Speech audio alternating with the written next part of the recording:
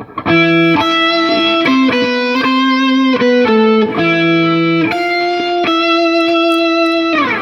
here we go.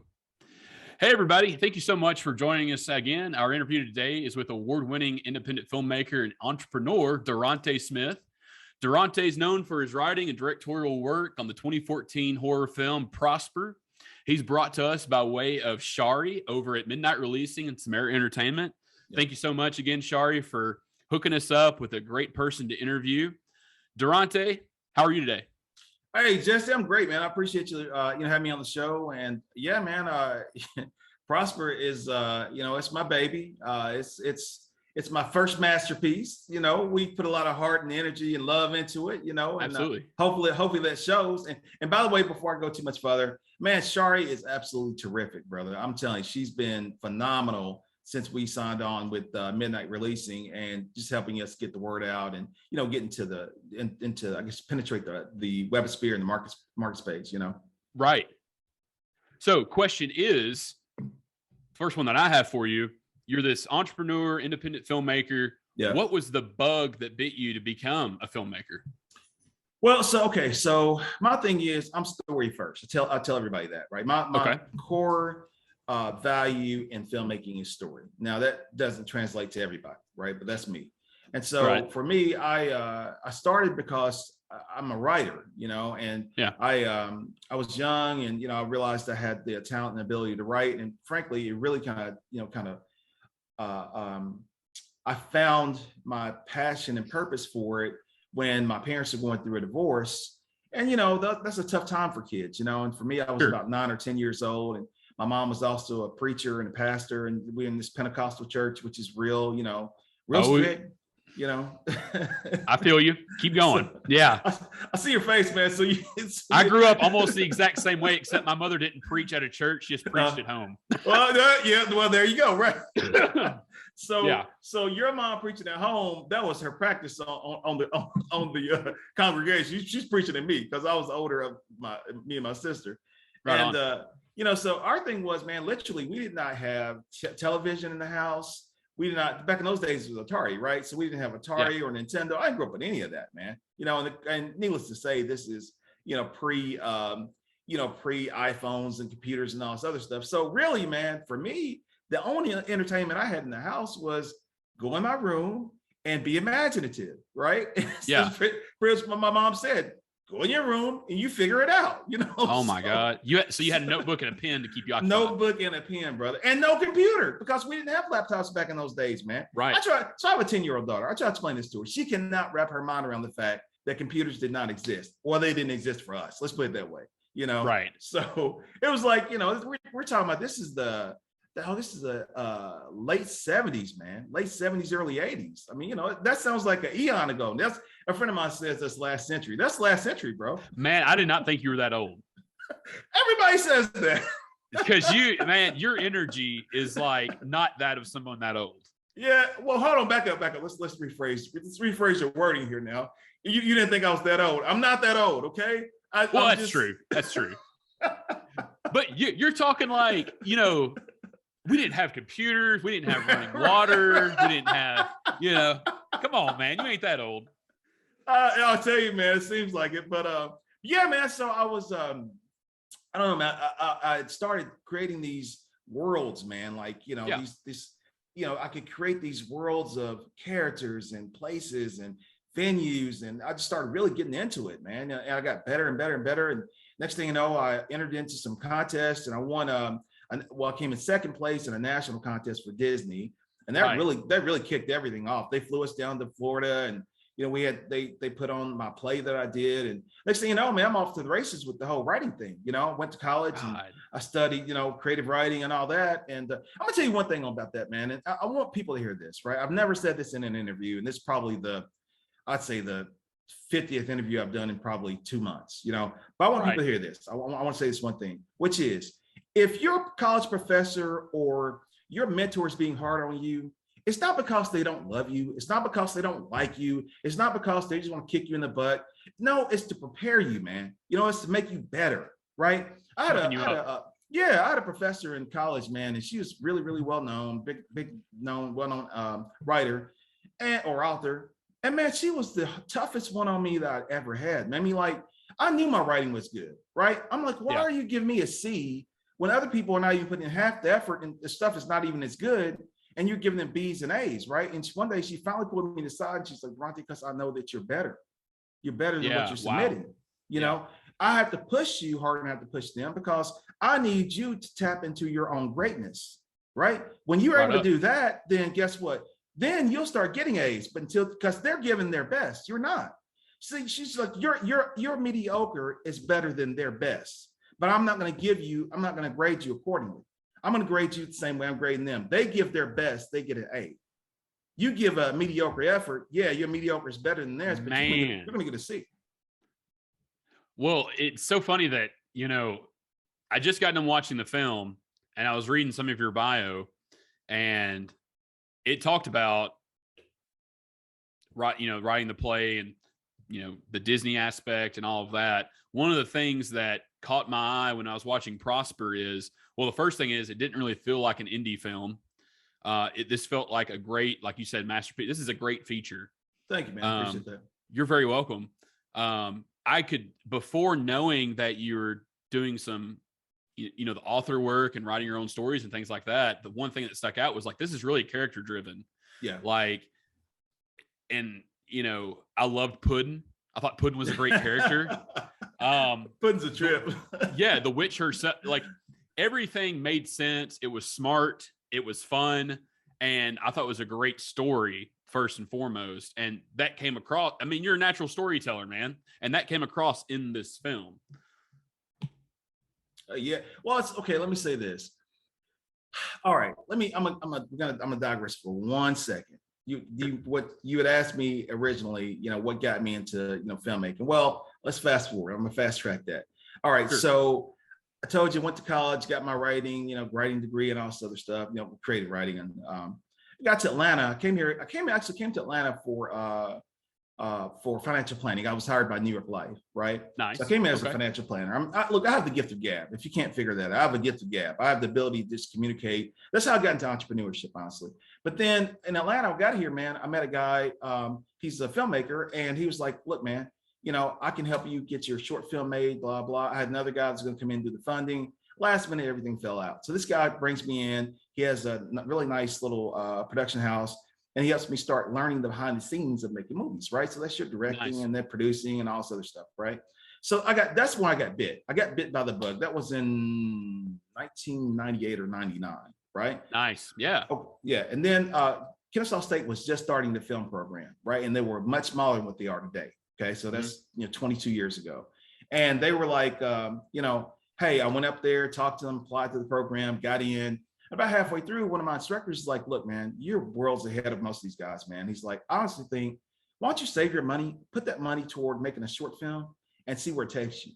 Did that, and I kid you not, Jesse, the experience was just incredible because my very first short film that we made for about $4,000 went on to, I got into 17 film festivals. I won, I don't know, I think 8 or 9 of those festivals. I got best director, best short film, audience choice awards. And that led to, boom, getting a contract out the gate for $78,000, getting hired by a company, an ad agency, to do some spec work for a company look to bring their product into the States, right? Wow. So that's how everything started, man. You know what I mean? So, and then to your point, you know, you talk about, you know, Prosper being story driven and stuff like that.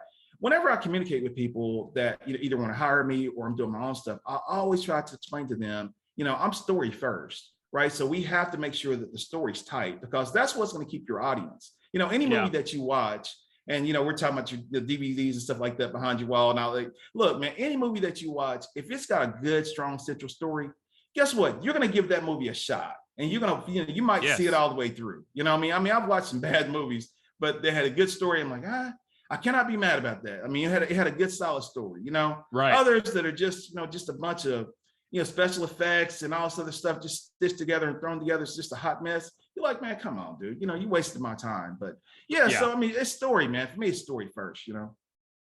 Well, let me ask you this.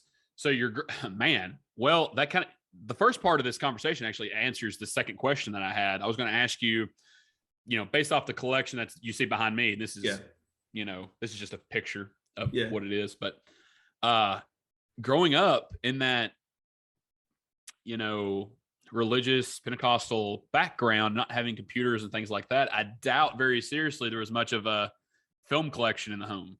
It's funny. No, there wasn't. And most of my buddies, my filmmaker buddies, they all had, I'm trying to think what those cameras were back in the day. The VHS? Super 8. Super 8. Oh, Super 8. No, yeah. this is Super 8. No, it's before that. This is Super 8, bro. So they had, dude, they were rocking with Super 8s, man. Like, I'm trying to think what that movie was with the kid. He had the Super 8 camera and all that. It was Super 8. It was Super 8. Thank you. Yes. Yeah. Super 8. So like buddies of mine, like that's their childhood. That's what they remember, right? No, for me, the childhood, I'm the other guy. I'm on the other side. I'm writing the stories. I'm coming up with the characters. I'm doing all that, right? Right. So it wasn't until I got into, let me think. To be honest with you, it wasn't until college, man. It wasn't until college until I actually started getting into the, the whole filmmaking side of it. And it wasn't until I came to Atlanta that I really got into it. So, I mean, I was in my 20s, man, before I really, really got into it. Did people turn you on to different filmmakers and directors and movies? Did you like hit up Blockbuster on a Friday night and do a little film school on the weekend? And that's interesting. Ava DuVernay talked about how she self-educated, right? Herself, right? And because she was a publicist, right? I look at her and I think my journey is very similar, or maybe very parallel, in the sense that what I had to do, I'm a very research-driven person, right? Yeah. So what I had to do is I had to pull back and say, okay, who did what? Like, how did they do that? How did they get there? Like, I like case studies, right? So how did they get there? So to your point, yes, I started to go in and pull these different collections up and this and that. And then, I mean, like you, man, I'm just amassing these just numerous DVDs. I mean, like, I don't have a wall like that, but I have boxes. I have probably 18 boxes of DVDs in my, my garage. And my daughter's like, Daddy, these things are old. You can't even use them anymore. Like, it's all online. Throw it away. I'm like, no. How much money I spent on that? That's like $38,000 of DVDs. Man, some of these are like textbooks. Yes, seriously. With these commentaries and stuff. Yes, man. Sir. Yes. So yeah, man. Man. So my mom also, she was this person that she's deceased now, but she was this person that she was super involved in the church, right? So she was also at our local church. She was the one that put on the plays. So every Christmas and every Easter, we had these plays, right? And so she was, and funny thing, she's also the choir director, right? So she was the choir director. She was going on Monday night, Tuesday night, Wednesday night, you need Thursday night. You need to quit. That's exactly right. That's people. Deacon Boy meeting number 1, 2. Yes. I love Steve Harvey, man. I remember that special. Yeah. No, look here, man. I played the drums in the church, right? We had a choir, played the drums, and our church was like very musical, right? I played drums, I played lead guitar, and I played bass guitar. Okay? I grew up playing guitar in church. See what I'm saying? So dude.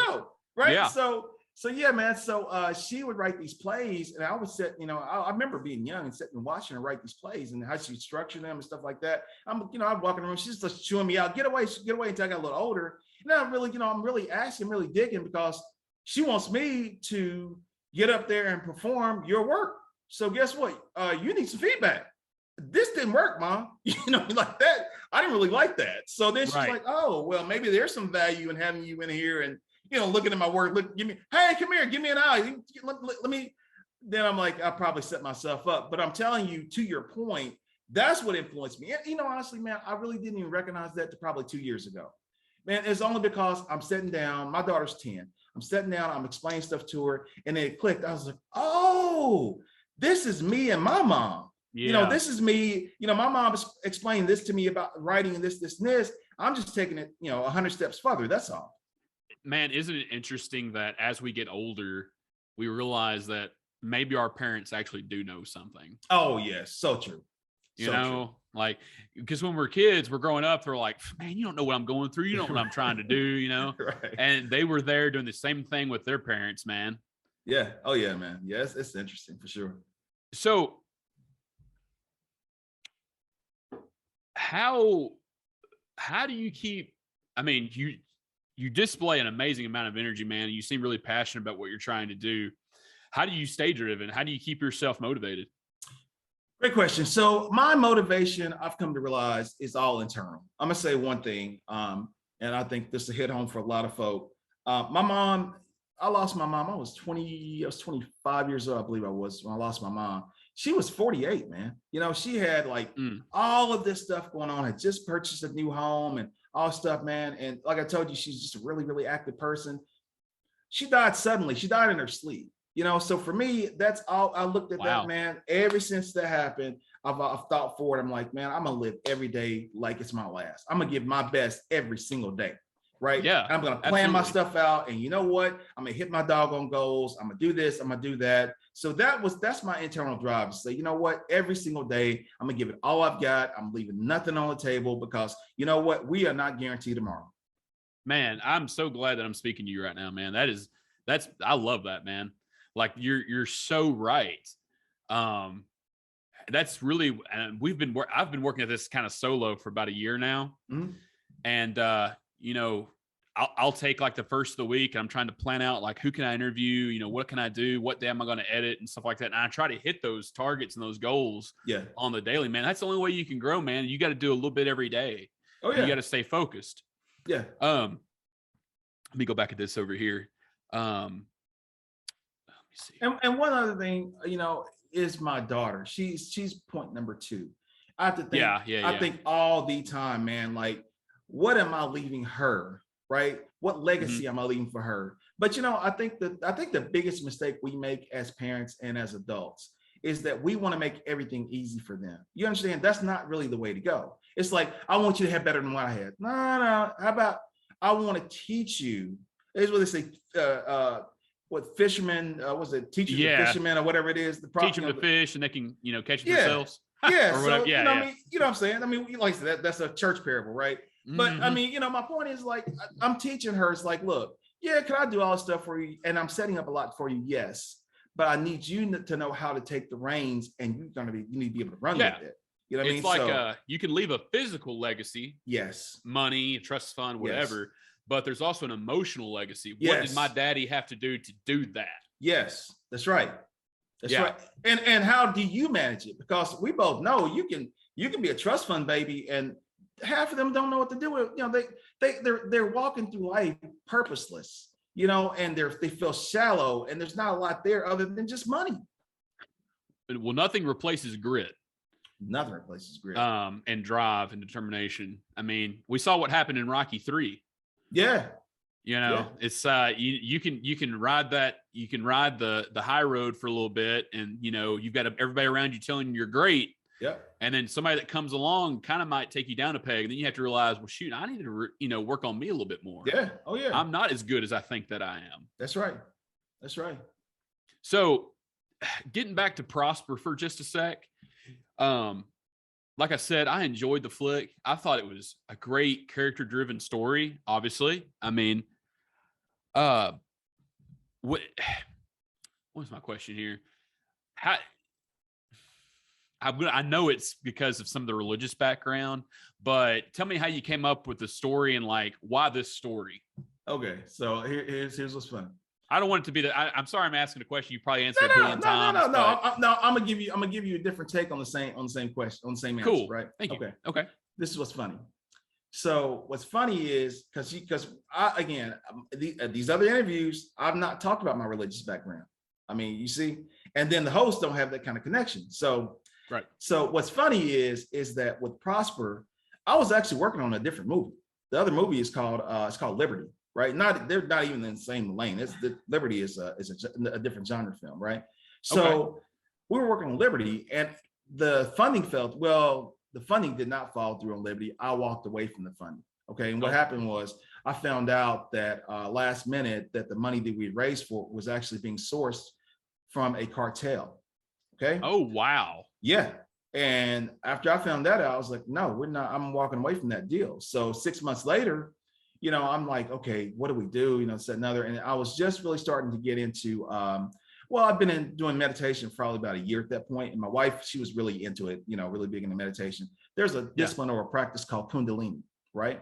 So I've read up on it. A lot of, not to stop you there. A lot of some of the speaking in tongues and Mm-hmm. Holy Spirit moments. Mm-hmm. And I have, that's right. maybe talk about this offline, but I've experienced it being in a room and like, man, you can kind of feel that is not what people are thinking that it is. And I did some research that Kundalini spirit, man, a lot of people are actually kind of into that and they don't know it. And don't know it. Yeah. So to that point, and you're speaking really exactly my experience. So Kundalini is what people, so people are going to ask, what is it? Well, it's the ability to access the chakra in your body, right? The chakra are basically like your spiritual access points, right? Yes. This is some deep talk, but just to help people kind of understand it. But what happened was they'll warn you, man. So like you said, if you do any kind of research, they warn you like, look, man, don't do that without a practitioner, without somebody that knows it, because you can literally get lost in Kundalini meditation, bro. Well, I think that's one of the things that the government was trying to, that document they released about astral projection. I think it has something to do with that too. Yes. And okay, now to that point. So I said, I'm going to try this Kundalini. It's all about breathing techniques, really, really, really heavy, deep breathing. And then it's like all this control of your abdomen, all this crazy mess. So, or your diaphragm, And so look, man, it's probably 2:00 in the afternoon on a Saturday or something. I lay down, generally I'm good for taking a nap maybe once a day or something, it's a 30-40 minute nap. Okay. So I lay down doing this meditation, tell my wife, hey, don't bother me, I'm doing this meditation. Cool. All right. A couple of hours go by, she's starting to get a little concerned. Maybe 2 or 3 more hours go by. Now my sister's a pharmacist, right? And she's like, now my wife calls my sister. She's like, okay, I'm getting a little concerned about Deronte. He's not waking up and he's not responsive. And, his breathing's kind of shallow. My sister's like, okay, well, let me head up there. So she comes up. Now in the interim, this entire time, I'm literally having an out of body experience, man. I'm in another place. I have projected to another place. The stuff's real. It's very real. I'm very serious. This is how you asked me how the Prosper came about. Then you said, okay, I know the religious side, so it had to be something. This is what I'm telling you, man. So, okay, I'm experiencing Prosper. I'm seeing it. I'm tasting it. I'm speaking to the characters just like I'm talking to you right now. I say this every single time. I kid you not. You can go back from now to 2014 when Prosper was originally released. And if you look at any of the conversations or interviews I've had in that time, I say the same identical thing every single time. It's because, dude, I cannot convey that enough, just how real that was. And so what happened is, man, my sister's here, right? And my wife's there, and they're trying to wake me up. And my pulse is really weak, and my breathing is really, but what it is when you get so deep into meditation, you're able to bring your core down, right? You're able to slow everything. And again, I wasn't aware I could do that, or that I even should do that, because I've never been trained to do that. So I'm telling you, man, I was lost. Jesse, I was lost inside of my own mind for about 6 hours. I could not come out of I'm in a trap, and I was aware of it. That's the thing. I was conscious. I was aware of the fact that now after about 2-3 hours, I'm like, oh, like I'm somewhere else. Like I'm conscious. And then after a longer period of time, like, okay, I want to get out of this. Like, how do I get out? That it was, and you know that it was not a dream. I know it was not a dream. And at this point, I'm personally getting concerned, because I'm like, how do I get out of this? Like, how do I get out? And finally, man, my sister had talked to the paramedics, and they were on their way over, and they told her give me some salt or something. It was something, but it brought me out of it, right? Like a smelling salt? Yeah, something like that. And it brought me out of it, and when I came out of it, I was kind of dazed at first, because, I mean, you're literally coming from one world, like a metaphysical world, back to your current reality, right? Dude, and your mind is jacked up for a second, man. So I had to think, I'm like, they're looking at me like, you okay? I'm like, well, first off, why would I not be okay, right? I didn't know what the experience. I didn't know that they had, experienced this. I'm sitting like, then it hit me. I was like, oh shoot, that's a movie. I lived a movie. Like, I experienced a movie. So I called a couple of my buddies. I kid you not, Jesse. I sat down. I swear to God, I sat down within an hour of that time. Hey, bye. I need to write this. I go into my office, hang my do not disturb sign on my door. 37 hours straight. I wrote this script, the initial version of the script I wrote 37 hours straight. My wife come knocking at the door, dropping juice and shit, dropping food, little crumbs of food. Don't bother me. Are you gonna take a shower today? Nope. I'm gonna get this movie done. Shouldn't you at least brush your teeth? Nope. like, you just leave me alone. This is the weekend. I'm gonna knock this thing out. I mean, and stretch into like Tuesday. I mean, that's what happened, man. That's the real deal. I 100% believe that, because my mother, she died for a sec, giving birth to my brother, my older brother. Yep. Her energy, her spirit, whatever you want to call that. Yep. She came up out of her body, and she's looking down at herself. Yep. And she's seeing the nurse slap her face, trying to get her to come to, and they're saying this, that, and the other. And she's going towards the light, bro. Yeah. Yeah. And then she's like telling the light, hey, look, I've got to raise this baby. I've got to go back. Please send me back. Right. And then she goes back into her body, and she comes to, and the nurse was out of the room, but she wakes up and she's like telling the doctor what they were saying about her. Yeah. And as soon as the nurse walked in, she points at her. She says, that lady was slapping my face too. I don't appreciate that.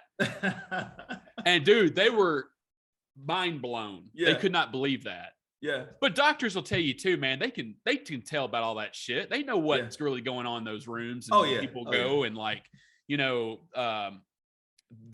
they know more than they let on, man. Oh, without question. I mean, if people really knew, they couldn't absorb it. That's why there's so much control and all this other stuff, man. But if people really knew, the vast majority, they couldn't deal with it, man. That's why the aliens haven't visited us yet, man. Or we just don't know it.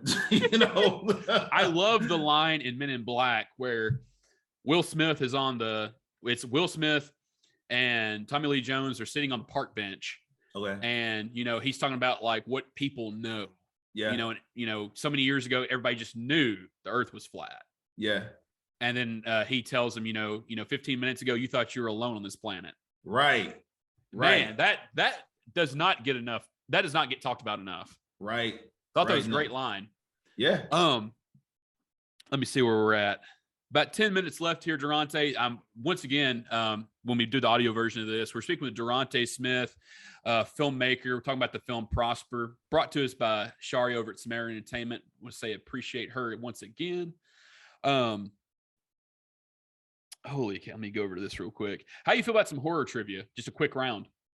Let's do it, man. All right. You ready? All right. Let's see here. Let me say one thing real quick, Jesse. Go ahead. Talk to me. I want your audience to know this. All right, everybody, listen to this. I'm being very direct, very real. The reason why this movie works, it's not me. It's not me. Okay, I directed, I wrote it, whatever. It's not me. The reason why the movie works is because we actually shot the movie in a house that was really actually haunted. And we have experiences. We'll forget the horror trivia. We're just going to talk about this for a minute. Because this is way better.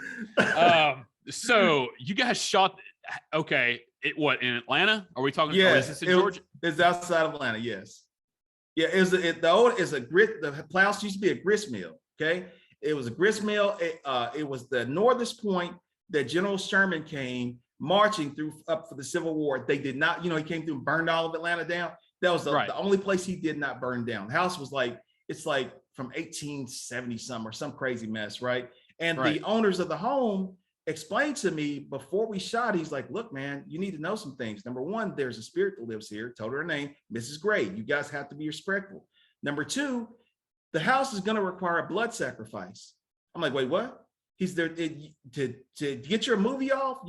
I kid you not, Jesse. The very first day of shooting, one of my grips, talented guy, he's experienced, sliced his thumb open with a box opener. I swear, man, he cut his thumb so bad he had to have 12 stitches. They had to leave and take him to the hospital. There was blood all over the porch, man. I mean, this is 7 o'clock in the morning, very first day of shoot, blood everywhere. This is a little indie, no budget film. And I'm thinking to myself, like, okay, we about to get shut down. The homeowner comes over, right? Blood everywhere. Everybody comes over to me. Deronte, what do we do? So we all come gathering around with, they had to go and take him to the hospital and all stuff. Well, so we're away from the porch. I'm like, who's going to clean up all that nasty mess, man? We go back over there. The blood is soaked into the ground. And the homeowner comes to me and says, he goes, congratulations. You're going to get your movie made. That was your blood sacrifice. Wow. Yeah. Dude. So what do they know? So it's a Mrs. Gray that's inhabiting this place? Mrs. Gray, and I can tell you story after story. There was so we had we had an on-set photographer, right? He was snapping pictures, and I was directing my actress this one particular scene. She was standing right there in the scene, right there in the picture, right behind one of them, just like standing, just you can see her as clear as day. She's like translucent. Like I've had people like forensic photographers or something go in and examine the pictures to make sure I'm not lying. They're, no, this is authentic. It's real stuff, man. Of course it is. I mean, look, the what is it? You've got this shell, and inside you've got this spirit running things, that's right, man. That's right. I mean, let's just be. I mean, I did an interview a while back with David Oman. I don't know if you've heard of that name before. Heard of him. So David lives a rock throw away from the Sharon Tate murder house. Oh, wow. So he lives in the Oman house. Okay. Yeah, I think it was partially used in Once Upon a Time in Hollywood. Okay. So Quentin was out there, and David got to talk to him and, give a little feedback on the area and stuff like that. But man, you can go back and look at that interview or just research him. And he talks about like how spirits are just, they're not haunting graveyards or anything like that. They have a connection with that's right where they lived, because that's what they're used to. That's right. Did you see a ghost story from Ben Affleck's brother? No. Watch that, man. That's a great flick. I think A24 did that. Okay.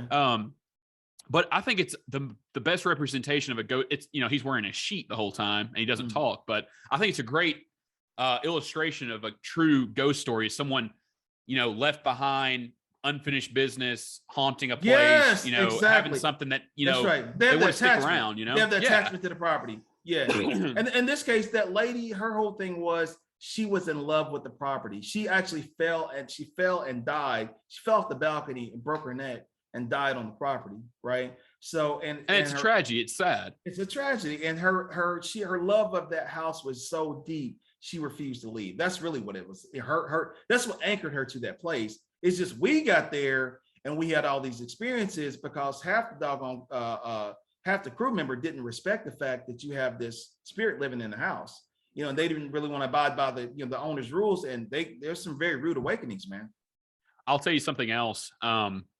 One of the things that David was talking about in an interview is he was like, people have lived, if you think about it, people have lived just about everywhere that there's been homes. Yeah. Oh, so yeah. I have this home here, but on this property, how many people have actually lived? That's right.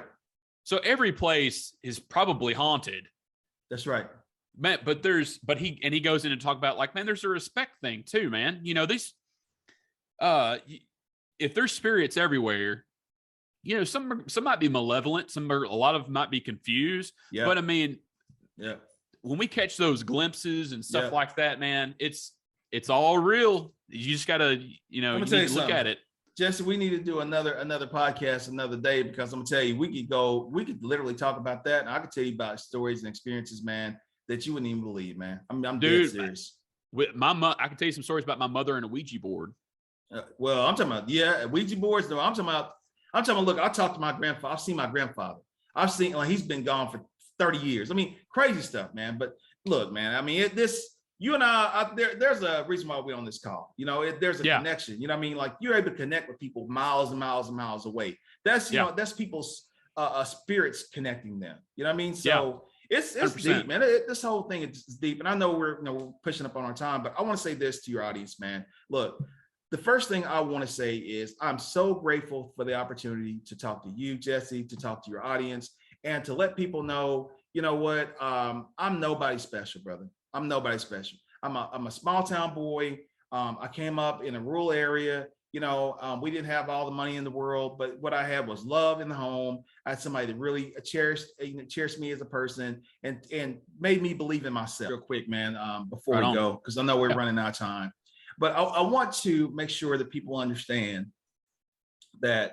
I say this all the time. Like, I'm a motivational speaker. I'm an author, published author, kids author. all this other stuff. And as you said, I'm an entrepreneur. But the thing I say over and over and over again to folks is I'm nobody special, bro. Okay. I'm from a small town. I'm a small town boy.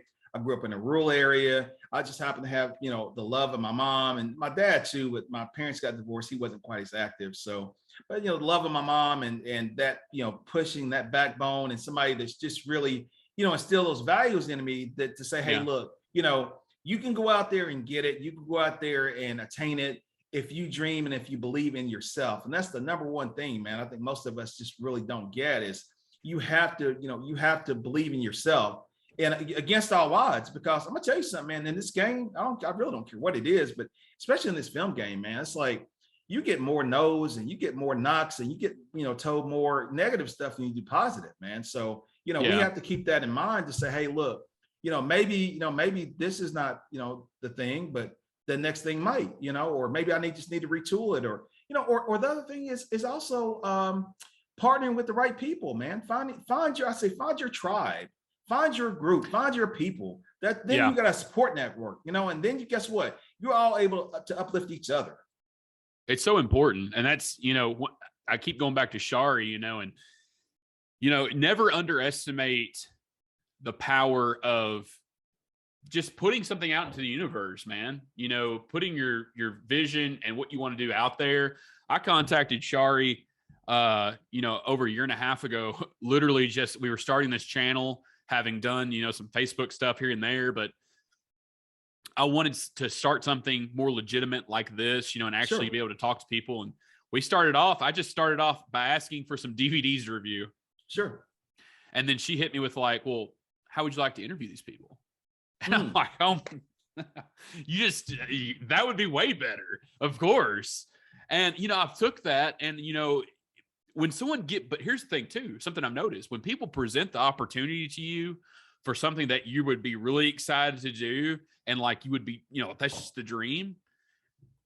The thing that clicks back with me is like, okay, now I've got to step up. My professionalism comes into play. Yep. I have to honor that. That's right. And I think you have to do that no matter what you're doing in life. Does not matter what you do. That's exactly right, man. I mean, well, the other thing too is I hear people talk about luck, right? To me, luck is not really luck. Luck is really where your efforts meet opportunity, and then it creates what looks like luck. But the irony is like, no, luck didn't just happen. It's not really a happenstance, because you got there to this point. Now maybe you lucked up and met that person, but you had to get yourself to that point. Maybe what did you do to get to there? Yeah, what did you do to get to there? That's the part that people overlook. It's like, yeah, well, you lucked up, you were at this such and such gala and you got an opportunity. Yeah, but what did I do to even get myself in the position to get to the gala? You know what I mean? Right. So exactly. Man, I think, normally we end with some kind of motivational wrap up, and I think that was the best one we've ever done, man. And I didn't even ask you for it. So look, I thought you say you wanted to end it with the motivational rap. I'm like, bro, did you know I used to be a spoken word artist back in the day, bro? I used to perform, man. I'm dead serious. Dead serious. We're gonna put in the notes all your links, man, because I want people to know about, not just because you're a filmmaker and you did this horror flick, but man, I want people to know about this energetic, charismatic, positive person. And thanks, I'm so glad I've met you, man. Thank you. I appreciate that. I'm going to say one last thing. Everybody, if you want to come check me out, check me out at DeronteSmith.com. Deronte, DERONTE, DeronteSmith.com. If you're a filmmaker, you can check me out. And I will tell you, I'm happy to give advice and, and all this other stuff. And that's theexpertprocess.com. That's also based on my podcast, but it's theexpertprocess.com is the website. The nice. Podcast is The Expert Process. And one last thing, Jesse, I want to say, because we put so much work and effort into it, I need everyone to get ready. My daughter's show, she has a podcast called All Things Madison. We have worked for about almost 9 months to create the pilot for that we're now taking to streaming. So I literally just signed my contract on Thursday with the major entertainment attorney that now we're working to take this thing to either Disney or Nickelodeon or something like that. Dude, it's going to be freaking major. So next year, you guys remember, we said that. Look, this is the first interview I've had that I've made this announcement. So I'm breaking it on your show All Things Madison. Man. You guys get ready for that show, man. Well, man, Deronte Smith, thank you so much for joining us today on the Brown Man sir. Horror exclusive interview podcast here today. I look forward to seeing, hearing, and reading more about you. And I would love to have you back here. You know, hey, 6 months. Maybe we got some stories. Let's do it. Let's do it. Let's do it. Thank you, Deronte. Brown Minners. Thanks, man. Everybody listening, thank you so much for joining us today. Can't wait to do it again. Good stuff.